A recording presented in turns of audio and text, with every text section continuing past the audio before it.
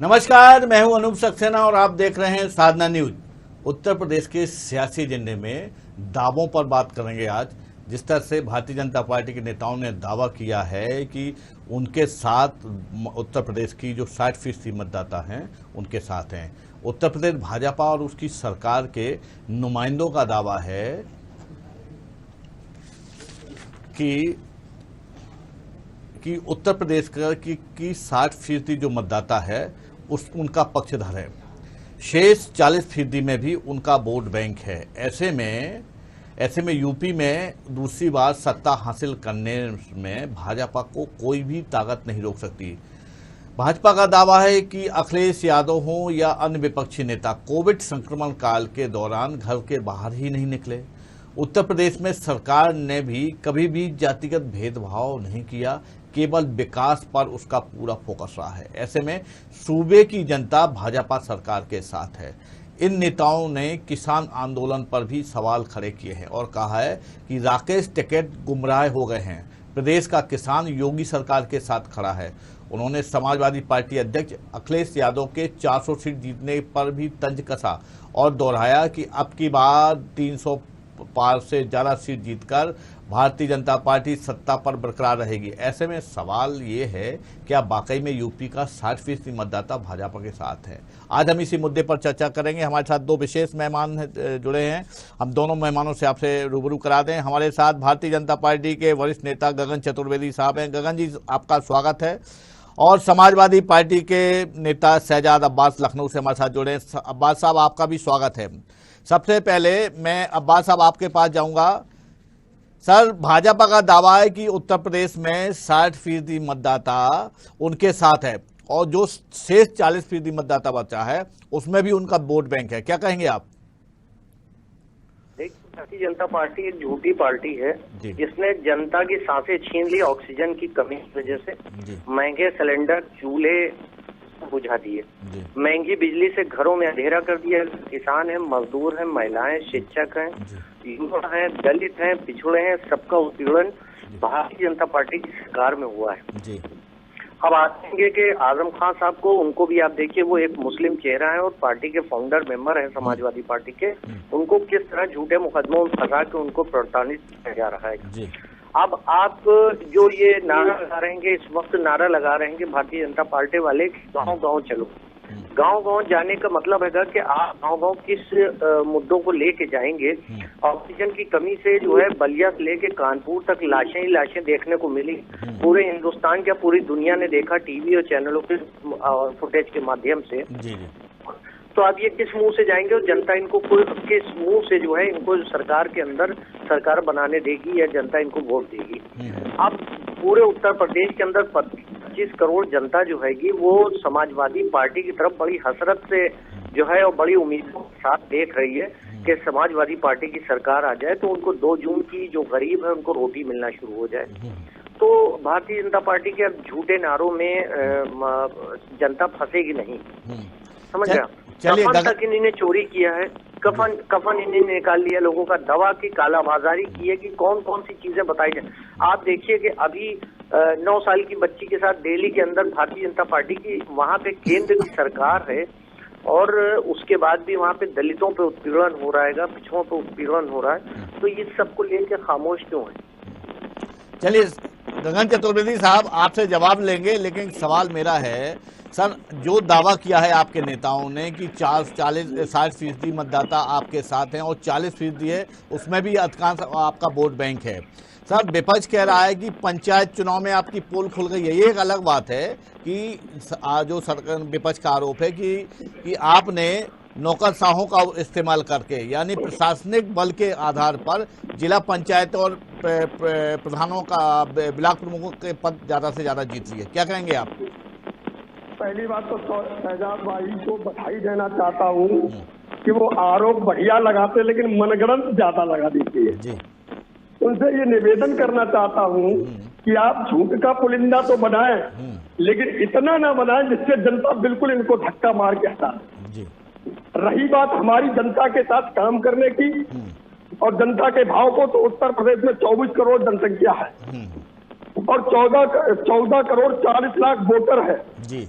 7 करोड़ 80 लाख पुरुष मतदाता, 6 करोड़ 61 लाख महिला मतदाता है जी, जिसमें मैंने 2014 के मुकाबले में 2019 के चुनाव में जी, 5 करोड़ 74 लाख वोट ज्यादा पाए थे। जी, हमने जो 7% का दावा किया है, हाँ, वो हमने आंकड़े नहीं बताए, हमने करके हमेशा दिखाते हैं। जी। 2014 के चुनाव में मुझे कितना वोट मिला था ये शहजाद भाई बता सकते हैं।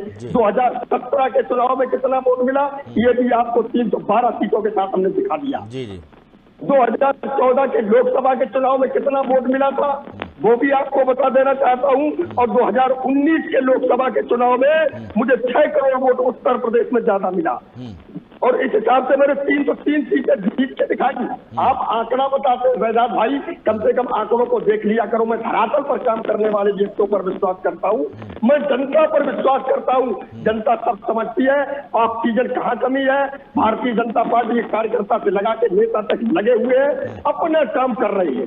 अंतिम व्यक्ति के चेहरे पर मुस्कान देख रहे हैं। आप लोग केवल एक दिन साइकिल चलाने से जनता नहीं जीत जाती है, एक दिन आंदोलन करने से जनता नहीं जीत जाती है। जनता के आपको पास जाना पड़ता, उनके दुख में रहना पड़ता है, उनकी वेदना को सहना पड़ता है। जहाँ पर पीड़ा हो रही उस पीड़ा का हरण करना पड़ता है। शहजाद भाई को बता देना चाहता हूँ। चलिए शहजाद भाई क्या करेंगे आप? जी देखिए, अब इनके आरोप तो विज्ञापनों जो आरोप लगा रहे हैं और झूठे आरोप ये लगा रहेंगे। अगर देखा समाजवादी पार्टी की सरकार में जो काम हुए, भारतीय जनता पार्टी अभी भी उनके उद्घाटन उन कामों के कर रही है या उनको हमारे छोड़े हुए कामों का फीता काट रहे हैं। दो चीज। दूसरी बात ये है कि जो ये नंबर 1 जो लगा रहे हैं, उत्तर प्रदेश नंबर 1, उत्तर प्रदेश नंबर 1 बिल्कुल है, हम सही कह रहे हैं कि नंबर 1 है, लेकिन समाजवादी पार्टी बताएगी कि किस मामले में नंबर 1 है। वो कुपोषण, गंगा किनारे लाशों में लकड़ी न देने में, लाशें बह जाने में, दफन लाशों के कफन उतरवाने में, चिताओं को जलवाने में, रेत में लाशें दबाने में, दवा की कालाबाजारी में, बिना इलाज मौतों में, युवाओं का भविष्य बर्बाद करने में उत्तर प्रदेश नंबर 1 है, नंबर 1 है। और इन सब के हाल में पहुंचाने के लिए भारतीय जनता पार्टी ही जिम्मेदार है।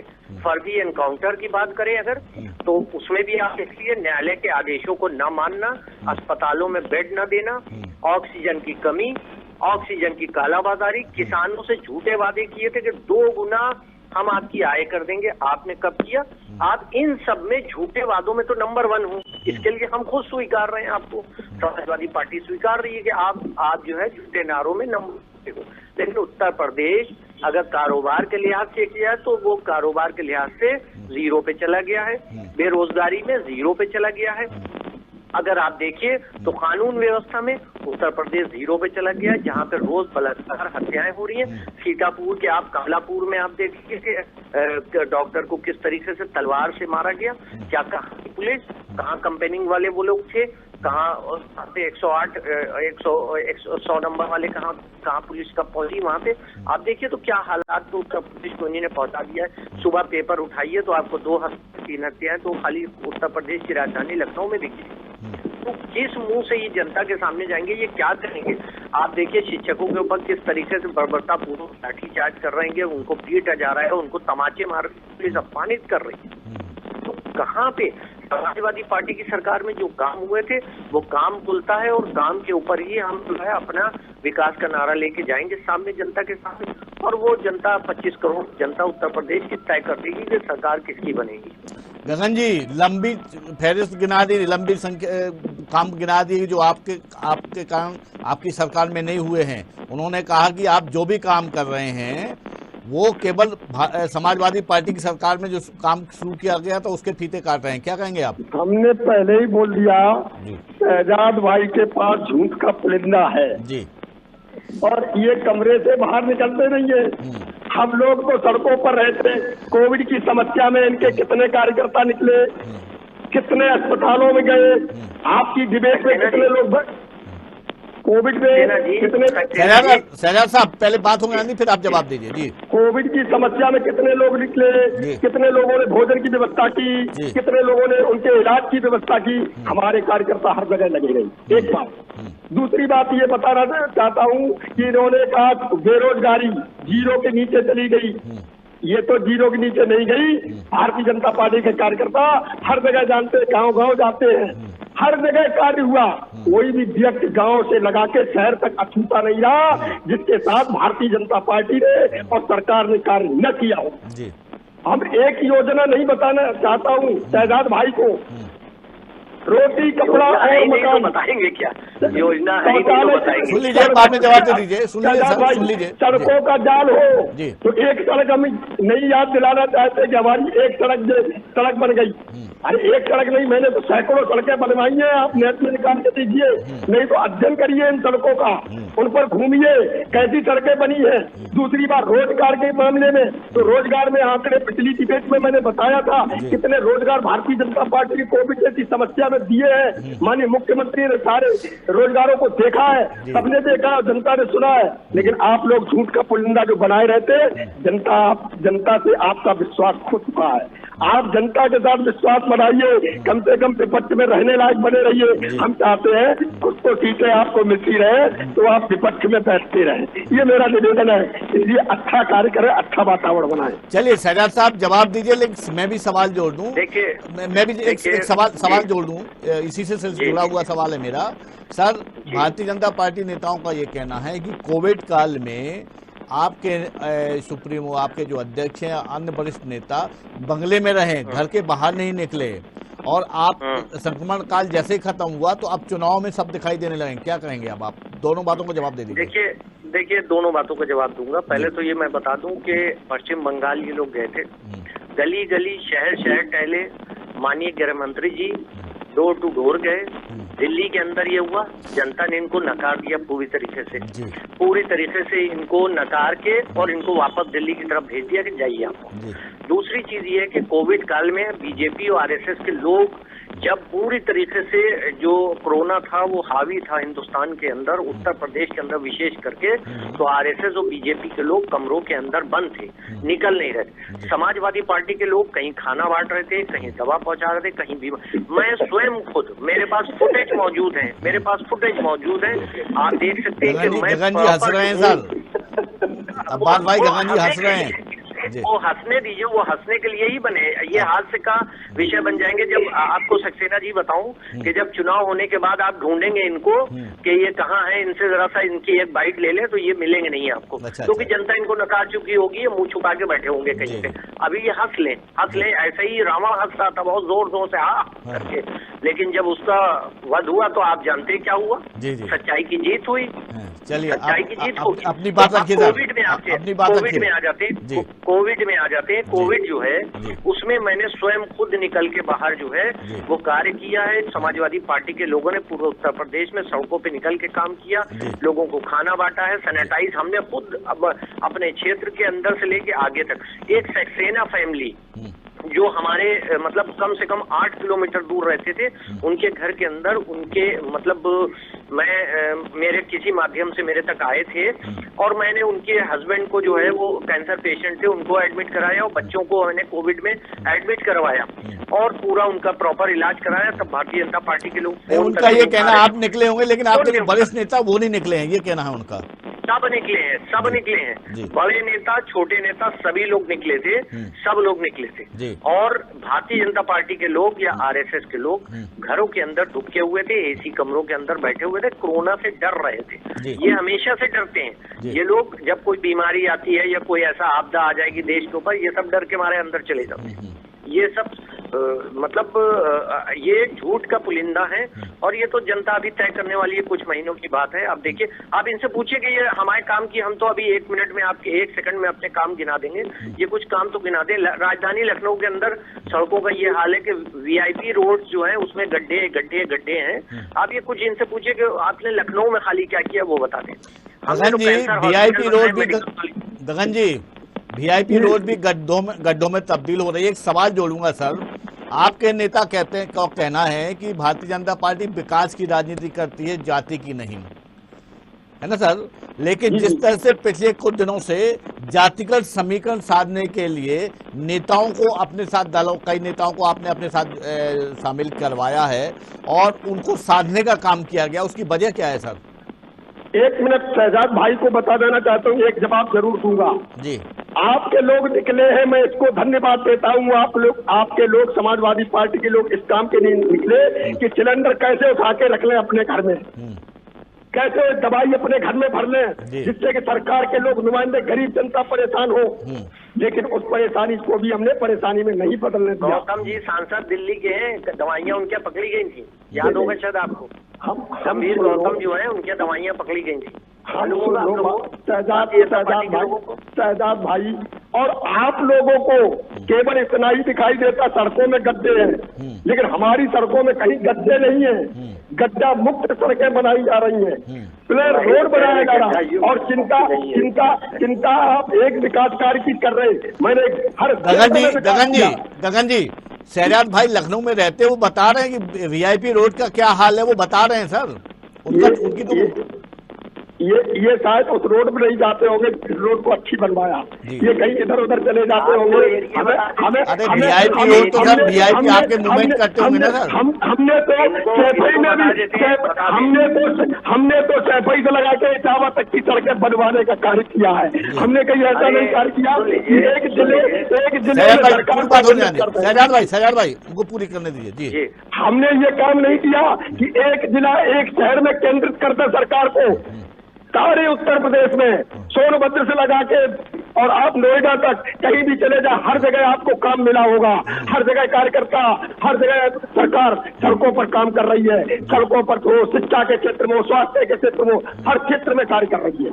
और आप एक काम की बात करते हैं, भाई साहब शर्म आनी चाहिए। ये जनता सुन रही है इस डिबेट को, आपको जनता को जवाब देना पड़ेगा। इसीलिए आपको जनता ने नकार दिया है। चाहे 2012 के बाद आप कहाँ पहुंच गए, 2017 के चुनाव में, 2019 के चुनाव में आप कहाँ पर खड़े हैं, लेकिन आज भी वो झूठ का पुलिंदा आपने नहीं छोड़ा। कम से कम झूठ तो मत छोड़िए, जनता किस पर विश्वास करती है। चलिए शहजाद साहब आप जवाब दीजिए। एक और आरोप बता दूं आपको जो भारतीय जनता पार्टी के नेता लगा रहे हैं, वो किसान आंदोलन को लेकर उनका ये कहना है कि किसान आंदोलन आधारहीन है, दिशाहीन है, और जो उनके नेता हैं राकेश टिकैत जी वो गुमराह हो गए हैं। आप दोनों का जवाब दीजिए सर। हाँ, पहले तो मैं आपको ये बता दूं कि रोड का हाल ये है राजधानी के अंदर। वीआईपी रोड जॉकलिंग रोड हैगा, वीआईपी रोड हैगा, फैसरबाग है, शहीद स्मारक जहाँ पे वीआईपी रोड है, जहाँ पे बड़े बड़े कार्यक्रम भी होते हैं। वहाँ की रोड साल भर से जो है वो खुदी पड़ी है सीवर की वजह से, और वो वहाँ जाम 2-2, 3-3 घंटे सुबह के टाइम लगा रहता है या शाम को ऑफिस छुटने के बाद लगा रहता है। ये आप अपने सूत्रों से भी आप जानकारी ले सकते हैं। तो ये साल भर से आंखें मूंदे पड़े हुए हैं। अब रही बात अगर दिशाहीन टिकैत जी का प्रदर्शन है या किसानों का है, किसानों को तो आतंकवादी से लेके पता नहीं क्या बलात्कारी तक बना दे रहे हैं। तो उनके द्वारा उगाया गया धन भारतीय जनता पार्टी के लोग आरएसएस के क्यों खा रहे हैं? खाए ना। विदेशों से, जहां विदेशों में इनके जो काला धन लेके भाग गए हैं, वो उन नीरज मोदी और ये लोग हैं, उनसे कहें वहीं पे से खाना मंगाया करें, वो खाया करें। क्यों यहाँ के किसानों का खाना खा रहे हैं? जो बलात्कारी किसान है, जिन पे आरोप लगा रहे हैं ये आतंकवादी किसान है, उनके हाथों का उगाया हुआ अन्न क्यों ग्रहण कर रहे हैं? उनसे कहिए कि आरएसएस वाले, बीजेपी वाले ना खाएं, पवित्र वाला खाएं। जो काला ले गए धन वहां से मंगवाए, अच्छा खाना बढ़िया अंग्रेजों का बनाया हाथों का वो खाएं। यहाँ का क्यों खा रहे हो? उसको त्याग दें, अन्न त्याग दें। कह हम नहीं खाएंगे ये बलात्कारियों के हाथ का, दिशाहीन किसानों के हाथ का, आतंकवादियों के हाथ का, उनका क्यों खा रहे हैं? फिर ये आटा चावल क्यों खा रहे हैं? वीआईपी खाना खा रहे हैं। तो उनसे जरा पूछ लिए, सवाल कर लिए उनसे कि ये क्यों खा रहे हो उनके हाथों का खाना। चलिए आप सीधे जवाब ले लीजिए गगन जी। पहली बात तो शहजाद भाई को देना चाहता हूँ इस डिबेट के माध्यम से, आपके माध्यम से, कि जो आरएसएस का नाम लेते हैं तो वो तो ऐसे नाम ले रहे जैसे सूरज में धूल फेंकना। राष्ट्रीय स्वयंसेवक संघ क्या है इसकी आप परिभाषा बता सकते हैं? हम बता सकते हैं। राष्ट्रीय स्वयंसेवक संघ वो कार्यकर्ता है जो सड़कों पर निकलते हैं। अगर कहीं से भी आपका होती, सबसे पहले अगर कोई पहुंचता है तो हमारी सरकार हो या न हो, सरकार किसी को, उन्हें सरकार से मतलब नहीं रहता, उन्हें राष्ट्र से मतलब रहता है। केवल उन्हें प्रेम है तो राष्ट्र प्रेम के लिए समर्पित रहती है। वो भारत माता की जय बोलते, वो गौ माता की जय बोलते। ये नहीं करते हैं कि वैमनस्यता भावना गलत दूषित करें। आप राष्ट्रीय स्वयं संघ कहां से आ गया? आरएसएस कहां से आ गई? RSS हर जगह रहती है, या बेनिया आपका आती है, कोई पीड़ा होती है, किसी को दर्द होता है, संगठन के कार्यकर्ता हमेशा उस जगह जाते हैं, अपना नाम नहीं बनाते, अपने नाम को हटा के कार्य करते हैं। वो है राष्ट्रीय स्वयंसेवक संघ, जिनकी पहचान कोई नहीं जानता। लेकिन ये बता रहे राष्ट्रीय स्वयंसेवक संघ, आप लखनऊ में 10-20-50 घरों में पूछ लेना, राष्ट्रीय स्वयंसेवक संघ के लोग चुपचाप मदद कराए होंगे, लेकिन उन्होंने गाना नहीं गाया होगा, वो चुपचाप करती है। संगठन के कार्यकर्ता मदद करती है। और रही बात भारतीय जनता पार्टी की, तो राजनीतिक क्षेत्र में लगातार अनवरत कार्य कर रही है, जनता का विश्वास जीत रही है। और सड़कों की बात आपने कहा, एक सड़क खुद ही पड़ी, एक सड़क की आपने बात की है शहजाद भाई ने, तो वो भी कहा सीवर लाइन पड़ रही है, आपने ध्यान दिया होगा। तो सीवर लाइन के लिए हुए टाइम हो गया, मैंने बताया सीवर लाइन हो गया, 6 महीने हो गए, नहीं उसको ऊपर और वो नहीं किया। भाई साहब आपको जानकारी नहीं, जानकारी का बता देना चाहता हूँ, जहाँ सीवर लाइन पड़ती है उसका निर्माण का कार्य उसी ठेकेदार का होता, वही ठेकेदार कराएगा, पहले ही टेंडर दे दिया जाता। किसी एक सड़क की बात न करिए, पूरे उत्तर प्रदेश की बात करिए सर। वो तो सर एक सवाल भी कर लूं आपसे गगन जी, सर आपने कहा कि सब कुछ अच्छा है सर, लेकिन जब संक्रमण काल में आपने देखा होगा ऑक्सीजन के लिए मरीजों के परिजन भागते देखे गए सर, गंगा में या पवित्र गंगा में और अन्य नदियों में लाशें देखी गई सर। अगर सब कुछ सही होता सर, कम से कम ये दृश्य तो नहीं देखने पड़ते सर। हम ये नहीं कहते, सारा विश्व कोरोना से परेशान था जी, लेकिन जो स्थिति थी, जो वातावरण था, उससे हम लोग निकल के आए। सामान्य स्थिति को मैंने पाया। माननीय मुख्यमंत्री जी 24 आवर्स कार्यों में लगे रहे, माननीय प्रधानमंत्री जी 24 आवर्स देखते रहे, और इस स्थिति का निजात पा लिया हम लोगों ने, केवल अपनी मेहनत से, अपनी लगन से, अपनी कर्मठता से। कहीं ऐसा नहीं हुआ कि जहाँ हम लोग न खड़े हुए हों। और रही बात इनकी, तो इनके कार्यकर्ता शायद है हमें किसी जिले में कहीं डिबेट देते हुए दिखे, कहीं वाइट देते हुए दिखे कि ये समस्या है, का निदान हम कर रहे हैं। अब्बास साहब, मुख्यमंत्री जी कोविड काल में पूरा प्रदेश में घूमते रहे, लोगों को सुविधाएं दिलाते रहे, मरीजों के हितों का ध्यान देते रहे, लेकिन आपके नेता, जैसा इनका आरोप है, बंगले में रहे सर, कोई नेता निकलाई भी नहीं है। आप जैसे कार्यकर्ता भले ही सड़कों पे दिखे हों। देखिए ये मीडिया को बता सकते हैं अपनी बातें। अगर ये वैज्ञानिक से लेके डॉक्टर सब लोग कह रहे थे, WHO कह रहा था कि दूसरी लहर आने वाली है, अगर यही जब कोरोना में हजारों लोग मर गए जिनको ऑक्सीजन नहीं मिला, उसके बाद दौरा कर रहे हैं, तो यही काम अगर पहले कर लिया होती, तैयारी पहले कर ली होती। अब मुख्यमंत्री के पास तमाम सुविधाएं होती हैं, अगर वो चाहे तो 5 मिनट में यहाँ, 5 मिनट में यहाँ, 5 मिनट में यहाँ, तो उनके लिए कोई वो नहीं होता है। तो बाद में जो आपने मेहनत की है, जिसमें लोग हजारों मर गए, जब आपके ऊपर लोग आरोप लगाने लगे, तब आप निकलते हैं बाहर। भारतीय जनता पार्टी के वो नेता, मुख्यमंत्री के ऊपर जिम्मेदारी नहीं होती है। हेल्थ मिनिस्टर को तो मैंने इतनी डिबेटें कर डाली है, हेल्थ मिनिस्टर हमको तो कहीं नहीं नजर आए। टीवी के ऊपर आ जाते थे, कुछ बयान दे देते तो ठीक था। किस हॉस्पिटल का दौरा उन्हीं ने किया हमको बता दे, लोहिया का उन्हीं ने किया है, सिविल का उन्हीं ने किया, KGMU का उन्हीं ने किया, बल्लभपुर का उन्हीं ने किया। मुख्यमंत्री में सब समाहित होते, मुख्यमंत्री खुद दौड़ रहे थे ना सर, वो ऐसा कह रहे हैं। तो हेल्थ मिनिस्टर की जिम्मेदारी क्या है? हाँ बिल्कुल बिल्कुल, की जिम्मेदारी क्या है? लेकिन जिम्मेदारी नहीं है। और अगर स्वास्थ्य मंत्री, और सुन लीजिए, केंद्र के अंदर स्वास्थ्य मंत्री को हटाया गया है, वो हटा तो दिया है खामोशी से, लेकिन उनकी गैर जिम्मेदाराना चीजें सामने आ गई हटाने के बाद। ये देखा गया भारतीय जनता पार्टी की तरफ उत्तर प्रदेश के अंदर लोगों को जलाने के लिए, अंतिम संस्कार करने के लिए लकड़ी। चलिए बात रिपीट कर रहे हैं। शहजाद साहब एक अंतिम सवाल कर लूं आपसे, शहजाद साहब एक अंतिम सवाल कर लूं सर, आप सरकार पे आरोप लगा रहे हैं कि एक जाति विशेष को आपने परेशान किया है, लेकिन सरकार का ये कहना है कि हम जो कार्रवाई करते हैं वो किसी जाति को देखकर नहीं करते हैं, अपराध को देखकर ही अपराधी के खिलाफ कार्रवाई की जाती है। इसमें सारे अपराधी मुसलमान ही नजर आ रहे हैं और कोई नजर नहीं आ रहा है जी। क्या सारे अपराधी मुसलमान होते हैं? सारे अपराधी मुसलमान होते हैं जी। और अगर मुसलमान सारे अपराधी हैं तो ढूंढिए उसमें से कुछ पढ़े लिखे भी होंगे, पढ़े लिखे भी तो होंगे। शहजाद साहब जिसकी आप बात करें, इनके अलावा और भी कोई कई जातियां हैं जिसको लेकर आपके आरोप लगते रहे हैं। जी जी जी, वो आरोप तो लगते हैं, हम तो वही तो कह रहे हैं कि आप सरकार काम की बात नहीं करेंगे। हाँ। अभी जरा सामने बोल दिया तो उसके ऊपर जो है उनको अब वो घुमाना है कि हिंदू मुसलमान कराओ, उसके ऊपर बहस कराओ।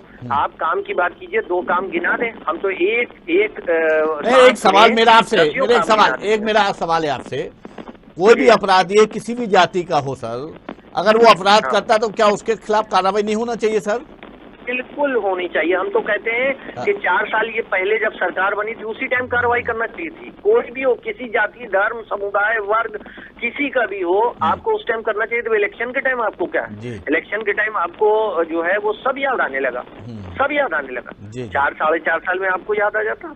अब वही तो बात है कि ऑक्सीजन में जब ऑक्सीजन की कमी से हजारों लोग जब मर गए और उसके बाद जो है अब आप कफन छीन रहे हैं कि छुपा दो, लाश को दिखे ना, तो वो आप काम कर रहे। तो उससे बेहतर ये था कि अगर आप ऑक्सीजन की तैयारी, स्वास्थ्य मंत्री रोज दौरा करके देखते कि कहाँ बेड की जरूरत है, कहाँ दवा की जरूरत है। गगन जी, आपसे जवाब लूंगा अंतिम में एक सवाल भी के साथ। मैं ये जानना चाहता हूं, आप जैसा कह रहे हैं कि सब कुछ ठीक है, तो सर क्या आपको किसी भी तरह की एंटी इनकम्बेंसी की का खतरा नहीं है, का डर नहीं है सर? क्या गगन जी, गगन चतुर्वेदी साहब, गगन जी, चलिए गगन जी से हमारा संपर्क छूट गया। गगन चतुर्वेदी साहब, आप हमारे साथ हैं क्या?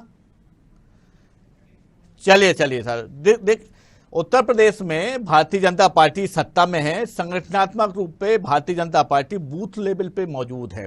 ऐसे में शायद जो उनका 60% मतदाता उनके साथ होने की बात है, ऐसे में उनका ये विश्वास हो सकता है कि सही हो। लेकिन साथ ही भारतीय जनता पार्टी को एंटी इनकम्बेंसी, चूंकि सरकार में है तो निश्चित तौर पर स्वाभाविक रूप से एंटी इनकम्बेंसी भी कहीं कहीं हो सकती है। इस पर भी ध्यान देना होगा, तभी वो अपने इस वादे को चरितार्थ कर सकते हैं। आज की इस चर्चा में इतना ही। कल हम एक नए सब्जेक्ट के साथ, नए पैनल के साथ उत्तर प्रदेश के सियासी एजेंडे पे आपके साथ रूबरू होंगे। तब तक के लिए नमस्कार।